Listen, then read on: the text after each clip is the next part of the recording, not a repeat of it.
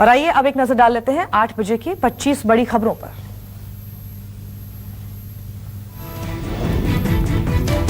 सचिन पायलट खेमे की याचिका पर आज भी राजस्थान हाईकोर्ट में सुनवाई होगी। आज सुबह 10:30 बजे होने वाली सुनवाई में पायलट पक्ष की ओर से मुकुल रोहतगी अपनी बहस जारी रखेंगे। आज वकील विमल चौधरी और पूनम चंद भंडारी की पक्षकार बनाने की याचिका पर भी सुनवाई होगी। राजस्थान में चल रहे सियासी संग्राम के बीच गहलोत सरकार ने सीबीआई जांच को लेकर बड़ा फैसला किया है, जिसके बाद अब सीबीआई राज्य में सीधे किसी केस की जांच नहीं कर सकेगी।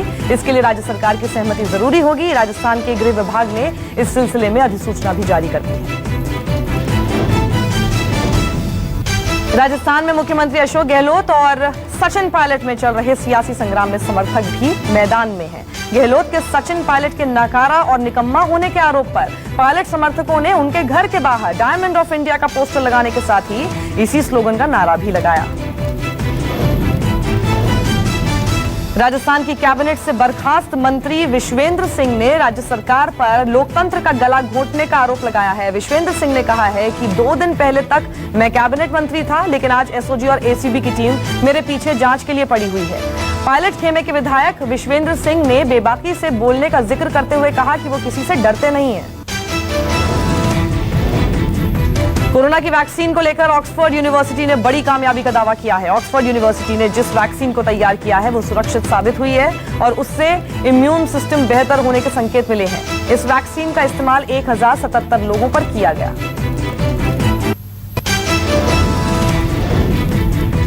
पीएम मोदी के अयोध्या दौरे से पहले यूपी के डिप्टी सीएम केशव प्रसाद मौर्य आज अयोध्या का दौरा करेंगे। वो सुबह समय 10:20 पर अयोध्या में रामलला और हनुमानगढ़ी के दर्शन करेंगे और इसके बाद 11:20 पर अयोध्या से वापस सर्किट हाउस आएंगे और वहां से दोपहर 1:30 बजे के बाद लखनऊ के लिए लौट जाएंगे। जम्मू कश्मीर में एक बार फिर धरती हिल उठी। रात 10:02 पर कटरा से 87 किलोमीटर पूर्व में भूकंप के झटके महसूस किए गए। रिक्टर स्केल पर भूकंप की तीव्रता 3.5 मापी गई। इस दौरान लोग घरों से बाहर निकल आए। फिलहाल किसी प्रकार के जानमाल के नुकसान की खबर नहीं है। पाकिस्तान ने एक बार फिर सीज फायर का उल्लंघन किया। पाकिस्तान ने इस बार कठुआ जिले के हीरानगर सेक्टर में सीज फायर तोड़ा। पाकिस्तानी सेना ने हीरानगर में फायरिंग की। भारतीय सेना के जवानों ने भी कार्रवाई का मुंहतोड़ जवाब दिया। देश में एक दिन में कोरोना के रिकॉर्ड मामले सामने आए। 24 घंटे में 40,425 केस सामने आए, जबकि 681 मरीजों की जान चली गई। अब देश में कोरोना संक्रमितों का आंकड़ा 11,18,043 पर पहुंच गया है, जबकि मृतकों की संख्या बढ़कर 27,497 हो गई है। हालांकि राहत की बात यह है कि अब तक 7 लाख से ज्यादा मरीज ठीक हो चुके हैं। देश में कोरोना से सबसे ज्यादा प्रभावित राज्य महाराष्ट्र है। यहां 24 घंटे में 8,240 मामले सामने आए, जबकि 176 लोगों की मौत हो गई। हालांकि 5,460 मरीज ठीक भी हुए हैं। राज्य में अब संक्रमितों का आंकड़ा बढ़कर 3,18,695 हो गया है, जबकि अब तक 12,030 मौतें हो चुकी हैं। 1,75,029 लोग ठीक हो चुके हैं। कोरोना वायरस की रोकथाम के लिए जारी प्रयासों के बीच दिल्ली के लिए राहत की खबर है। इन 54 दिन में पिछले 24 घंटे में 954 लोग कोरोना संक्रमित हुए, जबकि 35 लोगों की मौत हुई। दिल्ली में अब कोरोना से संक्रमितों का आंकड़ा 1,23,747 हो गया है। दिल्ली में इस खतरनाक वायरस से 3,663 लोगों की जान चली गई है। जम्मू कश्मीर में कोरोना तेजी से अपने पांव पसार रहा है और इससे अब जम्मू पुलिस भी अछूती नहीं है। यहां के पुलिस डिपार्टमेंट ने कोरोना संक्रमण से अपने जवानों को बचाने के लिए एक अनोखा कदम उठाया है, जिसके तहत थानों के बाहर शिकायत पेटियां लगा दी गई हैं ताकि लोग अपनी शिकायत डाल सकें। साथ ही लोगों से अपील की है कि लोग गैर जरूरी काम के लिए पुलिस स्टेशन या फिर पुलिस चौकियों का रुख न करें। मध्य प्रदेश में लगातार बढ़ते कोरोना संक्रमण को देखते हुए शिवराज सरकार एक्शन मोड में आ गई है। सरकार ने प्रदेश के अधिक संक्रमण वाले जिलों में 2 दिन का लॉकडाउन का ऐलान किया। इसके अलावा रात्रिकालीन कर्फ्यू भी रात 8 बजे से सुबह 5 बजे तक लागू रहेगा। 30 से 50% स्टाफ के साथ दुकानें और कार्यालय खुलेंगे। आवश्यक सेवाएं छोड़कर सभी गतिविधियां प्रतिबंधित रहेंगी। कोरोना से निपटने के लिए केंद्र ने बिहार को बड़ी राहत दी है। बिहार में हालात का जायजा लेने के लिए केंद्र टीम भेजने के साथ साथ आपदा राहत कोष से खर्च करने की सीमा 25% से बढ़ाकर 35% कर दी गई है। केंद्र के इस फैसले के बाद अब बिहार सरकार कोरोना से बचाव और इलाज पर 660 करोड़ रुपए खर्च कर सकेगी। डिप्टी सीएम सुशील मोदी ने केंद्र के इस कदम का स्वागत किया है।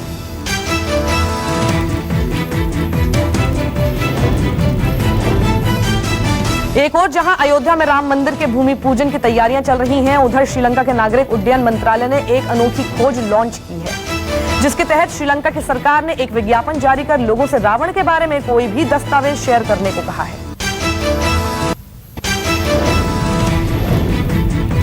उत्तराखंड के चमोली में बारिश के चलते तबाही का मंजर देखने को मिला। यहां हुए भूस्खलन ने लोगों में खौफ पैदा कर दिया है।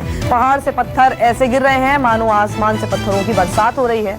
फिलहाल लैंडस्लाइड से जानमाल के नुकसान की कोई खबर नहीं। बारिश ने पटना में भीषण तबाही मचा रखी है। लगातार हो रही बारिश ने बस्तियों को तालाब की शक्ल में बदल दिया है। सड़कों पर सैलाब उमड़ रहा है तो घरों, मकानों और दुकानों में नदी बह रही है। हर तरफ पानी ही पानी नजर आ रहा है। पहाड़ों पर हो रही मूसलाधार बारिश ने उत्तराखंड में भारी तबाही मचाई है। पिथौरागढ़ में बादल फटने से कई घर जमींदोज हो गए हैं। कुदरत के इस कहर ने 3 लोगों की जान ले ली, जबकि 8 लोग लापता हैं। मौसम विभाग का कहना है कि अगले 2 दिन तक यहां भारी बारिश जारी रहेगी, जिससे लोग और दहशत में आ गए। लगातार बढ़ते क्राइम ग्राफ पर कांग्रेस की घेराबंदी के बाद मध्य प्रदेश के सीएम ने अफसरों को जमकर फटकार लगाई। कहा, अपराधियों को संरक्षण देने वाले को बख्शा नहीं जाएगा। अधिकारियों को आदेश देते हुए शिवराज ने कहा कि राज्य के अपराधियों की सूची बनाइए और तुरंत कार्रवाई शुरू कीजिए। इंडियन रेलवे ने प्राइवेट ट्रेन चलाने की शुरुआत करने का फैसला किया है। रेलवे ने टाइमलाइन जारी करते हुए कहा कि साल 2023 से प्राइवेट ट्रेनें चलाई जाएंगी। प्राइवेट ट्रेन चलाने की दिशा में 2026-27 तक कुल 151 प्राइवेट ट्रेन शुरू करने की योजना है। इसके तहत कुल 12 ट्रेन चलाई जाएंगी। लॉकडाउन के समय सलमान खान अपने पनवेल वाले फार्म हाउस पर हैं। यहां पर उनकी एक फोटो आई जिसमें वो मिट्टी से सने हुए नजर आए थे। अब एक बार उनके किसान बनने की तस्वीर सामने आई है। वो ट्रैक्टर से खेत जोतते दिखे, साथ ही ट्रैक्टर से उतरकर खेत का जायजा लेते हुए वीडियो में नजर आए। छत्तीसगढ़ के मुख्यमंत्री बघेल ने हरेली फेस्टिवल पर गोधन न्याय योजना का शुभारंभ किया, जिसका मकसद राज्य में पशुपालन को बढ़ावा देने के साथ साथ पशुधन की सुरक्षा और ग्रामीण अर्थव्यवस्था को मजबूत करना है। इस योजना के तहत सरकार पशुपालकों से गोबर खरीदेगी और प्रति किलोग्राम 2 रुपए दाम भी देगी। दिल्ली के मयूर विहार फेज 3 के एक गोदाम में भीषण आग लग गई। दमकल की 25 गाड़ियां मौके पर पहुंचकर आग पर काबू पाने की कोशिशों में जुटी है। बताया जा रहा है कि ये शॉर्ट सर्किट की वजह से आग लगी है। अभी तक किसी के हताहत होने की कोई खबर नहीं। केदारनाथ से एक हैरान करने वाला वीडियो सामने आया है, जिसमें एक भारी भरकम मशीन को जान जोखिम में डालकर ट्रैक्टर के जरिए गौरी कुंड से केदारनाथ ले जाया जा रहा है। खड़ी चढ़ाई पर ट्रैक्टर का संतुलन बना रहे, इसके लिए बोनेट पर कुछ लोग बैठे हुए हैं। वीडियो वायरल होने के बाद प्रशासन ने खतरे को देखते हुए ट्रैक्टर से केदारनाथ सामान ले जाने पर तुरंत रोक लगा दी।